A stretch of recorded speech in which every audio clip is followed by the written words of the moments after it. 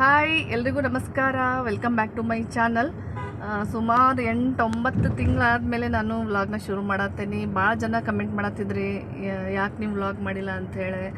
ಮತ್ತು ನನ್ನ ಫ್ರೆಂಡ್ಸು ಕೂಡ ಭಾಳ ಜನ ಹೇಳತ್ತಿದ್ರು ಕಂಟಿನ್ಯೂ ಮಾಡಿರಿ ಅಂತ. ನಾನು ಭಾಳ ದಿವಸದಿಂದ ಅಂದ್ಕೊಳತ್ತಿದ್ನಿ ಕಂಟಿನ್ಯೂ ಮಾಡೋಣ ಅಂತ. ಫೈನಲ್ ಆಗಿ ಇವತ್ತಿಂದ ಶುರು ಮಾಡತ್ತೇನೆ. ಇನ್ನು ಮುಂದೆ ಗ್ಯಾಪ್ ಕೊಡಬಾರ್ದು ಅಂತ ಅಂದ್ಕೊಂಡೇನೆ. ಆದಷ್ಟು ಕಂಟಿನ್ಯೂಸ್ ಆಗಿ ವ್ಲಾಗ್ಸ್ನ ಮಾಡಬೇಕಂತ ಅಂದ್ಕೊಂಡೇನಿ. ನೀವೆಷ್ಟು ಮಿಸ್ ಮಾಡ್ಕೊಂಡಿರಲ್ಲ, ನಾನು ಕೂಡ ಅಷ್ಟೇ ಮಿಸ್ ಮಾಡ್ಕೊಂಡೇನಿ. ಇಷ್ಟು ದಿವಸ ಯಾಕೆ ವ್ಲಾಗ್ಸ್ ಮಾಡಿರಲಿಲ್ಲ, ಇವತ್ತಿನ ರೂಟೀನ್ ಹೆಂಗಿರ್ತೈತಿ ಅಂಥೇಳಿ ತೋರಿಸ್ತೇನೆ. ಜೊತೆಗೆ ಏನು ಅಂದ್ರೆ ಇವತ್ತು ಉಪವಾಸ, ಏಕಾದಶಿ ಉಪವಾಸ. ಸೊ ಹಾಗಾಗಿ ದೇವಸ್ಥಾನಕ್ಕೆ ಹೊಂಟೇನಿ, ವೆಂಕಟೇಶ್ವರ ಸ್ವಾಮಿ ದೇವಸ್ಥಾನಕ್ಕೆ. ಹಂಗೆ ಇವತ್ತು ಪೂರ್ತಿ ದಿವಸ ಏನು ತಿನ್ನೋದ ಉಪವಾಸ ಇರಬೇಕಂತ ಅಂದ್ಕೊಂಡೇನಿ. ನೋಡೋಣ, ಟ್ರೈ ಮಾಡ್ತೇನೆ. ಗೊತ್ತಿಲ್ಲ ಆಗ್ತೈತೋ ಇಲ್ಲೋ ಅಂಥೇಳಿ ನೋಡೋಣ. ಸಾಧ್ಯವಾದಷ್ಟು ಪೂರ್ತಿ ಏನು ತಿನ್ನೋದ ಉಪವಾಸ ಇರ್ಬೇಕು ಅಂದ್ಕೊಂಡೇನಿ. ನಿರ್ಜಲ ಉಪವಾಸ ಅಂತಾರೋ, ನೀರು ಸಹಿತ ಕುಡಿಬಾರ್ದು ಅಂತ ಹೇಳ್ತಾರೋ. ಇದುವರೆಗೂ ಈಗ ನೋಡ್ರಿ, ಈಗ ಎಷ್ಟು 11:30 ಆಯಿತು, ನಾನು ಇನ್ನೂ ಏನು ಕುಡಿಬೇಕು ತಿನ್ಬೇಕಂತ ಏನು ಅನಿಸಿಲ್ಲ. ನಾಳೆವರೆಗೂ ಉಪವಾಸನ ಕಂಟಿನ್ಯೂ ಮಾಡ್ತೇನೆ. ನಾಳೆ ಬೆಳಗ್ಗೆ ಪೂಜೆ ಮಾಡಿ ಉಪವಾಸ ಬಿಡಬೇಕಂತ ನನ್ನ ಫ್ರೆಂಡ್ ಹೇಳತ್ತಿಲ್ಲ. ಸೊ ಬರೀಗ ನಿಮ್ಮನ್ನು ಕರ್ಕೊಂಡು ಹೋಗ್ತೀನಿ. ಜೊತೆಗೆ ಭಾಳ ದಿವಸ ಆಯ್ತಲ್ಲ ಗ್ಯಾಪು, ಯಾಕೆ ಏನು ಅಂಥೇಳಿ ಹಂಗೆ ತಿಳಿಸ್ತಾ ವ್ಲಾಗ್ನ ಕಂಟಿನ್ಯೂ ಮಾಡ್ತೀನಿ. ನೋಡಿರಿ, ದೇವಸ್ಥಾನ ಆಲ್ರೆಡಿ ರಶ್ ಆಗೈತಿ. ಎಷ್ಟು ಬೇಗ ಅಂದ್ಕೊಂಡು ಸ್ವಲ್ಪ ಲೇಟ್ ಆಗೇ ಹೋಯಿತು. ಹಂಗೆ ವೆಂಕಟೇಶ್ವರನಿಗೆ ಇವತ್ತು ತುಳಸಿ ಅರ್ಪಿಸಿದ್ರೆ ಭಾಳ ಚಲೋ ಅಂತ ಹೇಳ್ತಾರೆ. ಹಂಗಾಗಿ ತುಳಸಿ ತೊಗೊಂಡು ದರ್ಶನ ಮಾಡಕ್ಕೆ ಹೊಂಟೇನಿ. ಹಂಗೆ ದರ್ಶನ ಎಲ್ಲ ಚಲೋ ಆಯಿತು. ಈಗ ನಮ್ಮ ಮನೆಯವರು ಒಂಚೂರು ಇಲ್ಲಿ ನನ್ನ ದೇವಸ್ಥಾನದೊಳಗೆ ಬಿಟ್ಟೆಲ್ಲ ಹೊರಗಡೆ ಹೋಗಿದ್ದಾರೆ, ಏನೋ ಕೆಲಸ ಐತಂತ. ಅವರಿಗೋಸ್ಕರ ವೆಯ್ಟ್ ಮಾಡತ್ತೇನೆ. ನಿಜವಾಗ್ಲೂ ಇಷ್ಟು ಆರಾಮಾಗಿ ಕೂತ್ಕೊಂಡು ನಾನು ಯಾವಾಗೂ ದರ್ಶನ ತೊಗೊಂಡಿರಲಿಲ್ಲ ದೇವ್ರದ್ದು. ಭಾಳ ಅರ್ಜೆಂಟ್ ಒಳಗೆ ಬಂದು ಅರ್ಜೆಂಟೊಳಗೆ ಹೋಗೋದಾಗ್ತಿತ್ತು. ಇದೇ ಫಸ್ಟ್ ಟೈಮ್ ಒಂದು ಅರ್ಧ ಗಂಟೆ ಕೂತ್ಕೊಂಡು ಆರಾಮಾಗಿ ದೇವ್ರ ದರ್ಶನ ಮಾಡಿಕೊಂಡು ನಮ್ಮ ಮನೆಯವ್ರ ಕಡೆ ಹೊಂಟೇನೆ. ಹಾಗೆ ಸ್ನೇಹಿತರೆ, ನಾನು ದೇವಸ್ಥಾನದಿಂದ ಹೊರಗಡೆ ಬಂದಲ್ಲ, ನಮ್ಮ ಮನೆಯವರು ಕಾರ್ ವಾಶ್ ಕೊಟ್ಟಿದ್ದರು. ಹಾಗಾಗಿ ಅವ್ರು ತರಕ್ಕೆ ಹೋಗಿದ್ದಾರೆ. ಸ್ವಲ್ಪ ನಡ್ಕೊಂಡು ಬಂದಿದ್ನಿ. ಹೆಂಗೂ ಅವ್ರು ಬರೋವರೆಗೂ ಇಲ್ಲೇ ಕೂತ್ಕೊಳ್ಳೋಣ ಅಂದ್ಕೊಂಡು ಬಸ್ ಸ್ಟಾಪ್ ಒಳಗೆ ವೆಯ್ಟ್ ಮಾಡತ್ತೇನೆ. ಹಾಗೆ ಫ್ರೆಂಡ್ಸ್ ನೋಡ್ರಿ, ಉಪವಾಸ ಅದೇನೆ ಅಂಥೇಳಿ ನಮ್ಮ ಮನೆಯವರು ಹಣ್ಣು ತರಕ್ಕಂತ ಹೋಗಿದ್ದಾರೋ. ನಾನು ಒಟ್ಟು ಏನೂ ತಿನ್ನಬಾರ್ದು ಅಂತ ಅಂದ್ಕೊಂಡೇನಿ. ಅಕಸ್ಮಾತ್ ಓವರಾಗಿ ಹಸು ಅನಿಸಿದ್ರ ಅಂಥೇಳಿ ಒಂದು ಆಪ್ಷನ್. ಯಾಕಂದ್ರೆ ಆಗಲಿಲ್ಲ ಅಂದರೆ ಏನೂ ಮಾಡೋಕ್ಕಾಗೋದಿಲ್ಲ. ಈಗ ನೋಡಿರಿ, ಟೈಮ್ ಎಷ್ಟು ಅಂದರೆ 1 ಗಂಟೆ ಆಗೈತಿ. ಮತ್ತು ಚಿಂಟುಗೂ ಸ್ನ್ಯಾಕ್ಸ್ಗೂ ಆಗ್ತಾವೆ. ಮತ್ತು ನಾನು ಉಪವಾಸ ಅದೇನಿ, ನಾನೇನು ತೊಗೊಂಡು ಬಾ ಅಂದಿಲ್ಲ. ನಮ್ಮ ಮನೆಯವರು ಬೇಡ, ಅಷ್ಟೊಂದು ಖಾಲಿ ಹೊಟ್ಟೆಲೆ ಇರಬಾರ್ದು ಅಂದ್ಕೊಂಡು ಹಣ್ಣು ತರಕ್ಕೆ ಹೋಗಿದ್ದಾರೋ. ನೋಡಿರಿ ಎಷ್ಟು ಕೇರ್ ಮಾಡ್ತಾರೋ.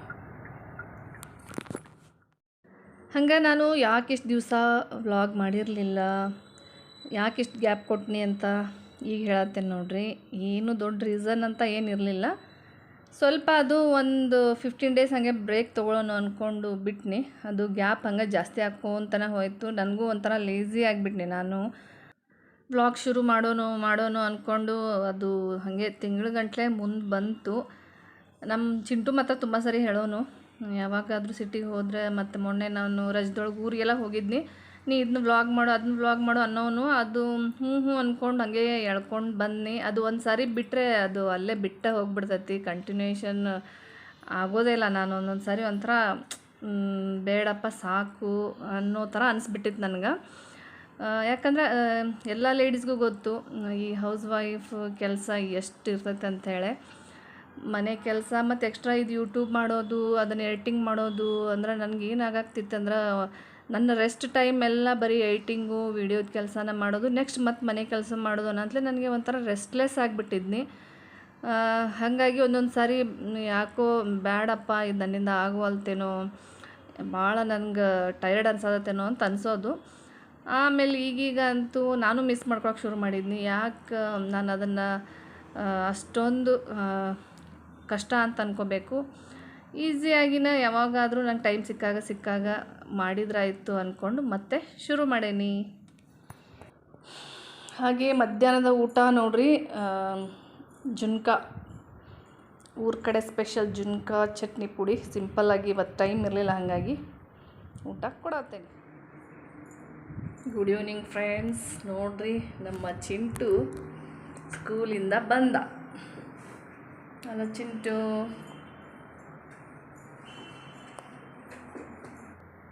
ಸ್ಕೂಲಿಂದ ಬಂದ ತಕ್ಷಣ ಮಾಡೋ ಕೆಲಸ ಫಸ್ಟ್ ಏನಪ್ಪ ಅಂದ್ರೆ ಸ್ನ್ಯಾಕ್ಸ್ ಏನೈತಿ ಅಂತ ಹುಡುಕಾಡ್ತಾನೋ.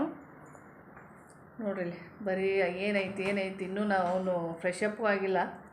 ಫಸ್ಟ್ ಒಂದು ಸ್ವಲ್ಪ ಹೊಟ್ಟೆಗೆ ಏನಾದರೂ ಹಾಕ್ಕೊಂಡು ಮುಂದಿನ ಕೆಲಸ ಒಂದು ಸ್ನ್ಯಾಕ್ಸ್ ಏನೈತಿ ಅಂತ ಕೇಳ್ತಾನೋ. ಹಾಗಾಗಿ ಏನಾದರೂ ಮಾಡಿ ಆದರೂ ಇಟ್ಟಿರ್ತೀನಿ, ಇಲ್ಲಾಂದರೆ ನಮ್ಮ ಮನೆಯವ್ರಿಗೆ ಹೇಳಿ ಏನಾದರೂ ತರಿಸಿ ಆದರೂ ಇಟ್ಟಿರ್ತೇನೆ ನಾನು ಯಾವಾಗಲೂ. ಮತ್ತೇನು ಹೇಳ್ಬೇಕು ಅಂದ್ಕೊಂಡೆ? ಏನೂ ಇಲ್ಲ. ನಾನು ಗ್ಯಾಪ್ ಮಾಡಿದ್ನಲ್ಲ ವ್ಲಾಗ್ಸ್ ಮಾಡ್ಬೇಕಾದ್ರೆ, ಸ್ವಲ್ಪ ಈಗ ಗ್ಯಾಪ್ ಆದಾಗ ಚಿಂಟು ಭಾಳ ಸರಿ ಹೇಳೋನು, ಮಾಡು ಇವತ್ತು ಮಾಡು, ಏನಾದರೂ ಒಂದು ಕಂಟೆಂಟ್ ಇರ್ತಿತ್ತು ಹೊರಗಡೆ ಹೋದಾಗ, ಊರಿಗೆ ಹೋದಾಗ, ಇದನ್ನು ಮಾಡ್ಬೋದು ನೀನು, ಇದನ್ನು ಮಾಡ್ಬೋದಾಗಿತ್ತು ಅಂತ ಹೇಳ್ತಾನೆ ಇದ್ದ. ಖುಷಿ ಆಯ್ತು ಚಿಂಟು, ನಾನು ಇವತ್ತು ವ್ಲಾಗ್ ಶುರು ಮಾಡೇನೆ. ಹ್ಯಾಪಿ. ಹಾಗೆ ಫ್ರೆಂಡ್ಸ್, ನಾನು ಮೊನ್ನೆ ರಜೆಗೆ ಊರಿಗಂತ ಹೋಗಿದ್ನಲ್ಲ ತವ್ರ ಮನೆಗೆ, ಆವಾಗ ಒಂದು ಇಳಕಲ್ ಸೀರೆ ತೊಗೊಂಡು ಬಂದೇನಿ. ಪ್ರತಿ ವರ್ಷ ನಾನು ರಜೆಗೆ ಹೋದಾಗೆಲ್ಲ ಇಳಕಲ್ ಸೀರೆನೇ ತೊಗೊಂಡು ಬರೋದು. ಅಂದರೆ ಇಲ್ಲಿ ರೇಷ್ಮೆ ಸೀರೆ ಹೆಂಗೆ ಫೇಮಸ್ಸು, ಹಿಂಗೆ ಊರ ಕಡೆ ಇಳಕಲ್ ಸೀರೆ ಫೇಮಸ್. ಹಾಗಾಗಿ ನನಗೆ ಈಗ ಏನಾದರೂ ಅರ್ವಿ ತೊಗೊಂತ ರೊಕ್ಕ ಕೊಡ್ತಾರಲ್ಲ, ನಾನು ಅದ್ರೊಳಗೆ ಒಂದು ರೇಷ್ಮೆ ಸೀರೆನೇ ತೊಗೊಂಡ್ಬಿಡ್ತೇನೆ ಇಳಕಲ್ದು. ಭಾಳ ಅಂದ್ರೆ ಭಾಳ ಆಸೆಪಟ್ಟು ತೊಗೊಂಡೇನಿ. ಹೋದ ವರ್ಷವೂ ಅಷ್ಟೇ, ಹೋದ ಬೇಸಿಗೆ ಸೂಟಿಗೆ ಹೋದಾಗಲೂ ನಾನು ರೇಷ್ಮೆ ಒಳಗೆ ತೊಗೊಂಡಿದ್ನಿ ಇಳಕಲ್ ಸೀರೆನ. ಅದು ಸಹಿತ ಭಾಳ ಅಂದ್ರೆ ಭಾಳ ಚಲೋ ಐತಿ. ಉಟ್ಕೊಂಡ್ರೆ ನೀರಿಗೆ ಅಂತೂ ನಾನು ಹೆಂಗೆ ಉಟ್ಕೊಂಡಿರ್ತೀನಿ ಹಂಗೆ ಇರ್ತೈತಿ ಫುಲ್ ಡೇವರೆಗೂ, ಲಾಸ್ಟ್ ತೊಗೊಂಡಿದ್ದನು. ಅದಕ್ಕೆ ಈ ವರ್ಷವೂ ಅದನ್ನ ನೆನಪಿಗೋಸ್ಕರ ಪ್ರತಿ ವರ್ಷ ಒಂದೊಂದು ಕಲೆಕ್ಟ್ ಮಾಡೋನು ಅಂದ್ಕೊಂಡು ಈ ವರ್ಷವೂ ಸ್ವಲ್ಪ ಕಾಸ್ಟ್ಲಿ ಒಳಗನ ಇಳಕಲ್ ಸೀರೆ ತೊಗೊಂಡೇನಿ. ನಾವು ಹೆಂಗೆ ದುಡ್ಡು ಕೊಡ್ತೇವಲ್ಲ ಹಂಗೆ ಅದು ಕ್ವಾಲಿಟಿನೂ ಚಲೋ ಇದ್ದೇ ಇರ್ತಾವೆ. ಬರೀ ಈಗ ಮೊನ್ನೆ ರಜದೊಳಗೆ ತೊಗೊಂಡು ಬಂದಿರುವಂತಹ ಇಳಕಲ್ ಸೀರೆ ಹೆಂಗೈತೆ ಅಂತ ತೋರಿಸ್ತೇನೆ.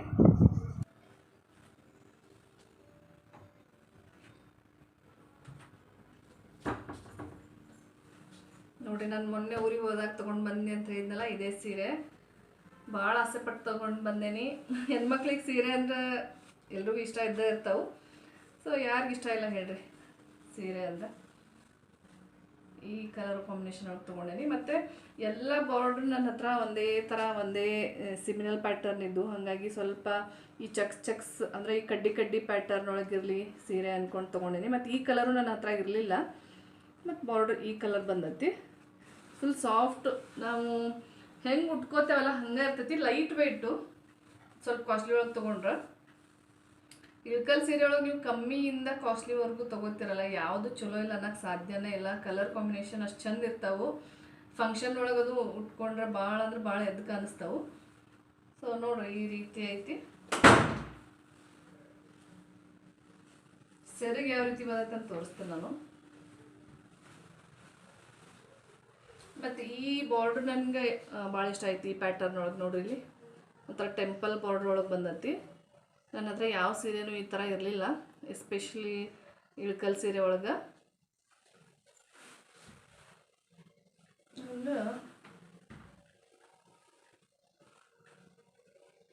ಸೆರಗು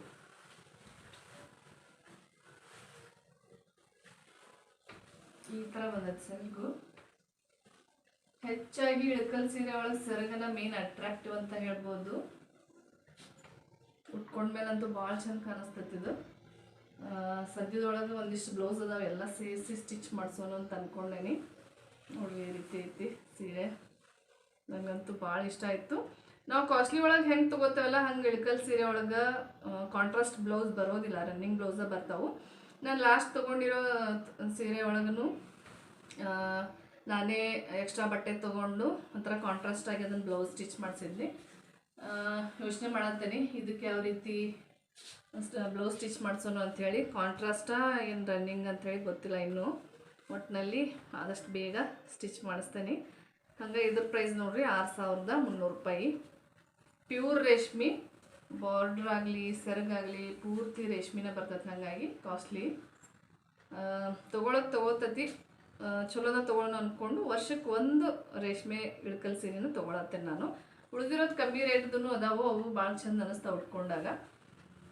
ಸ್ವಲ್ಪ ಒಳ್ಳೆ ಕ್ವಾಲಿಟಿ ಒಳಗೆ ನೋಡೋಣ ಅಂದ್ಕೊಂಡು ಪ್ರತಿ ವರ್ಷ ಒಂದೊಂದು ತೊಗೊಳತ್ತೇನೆ.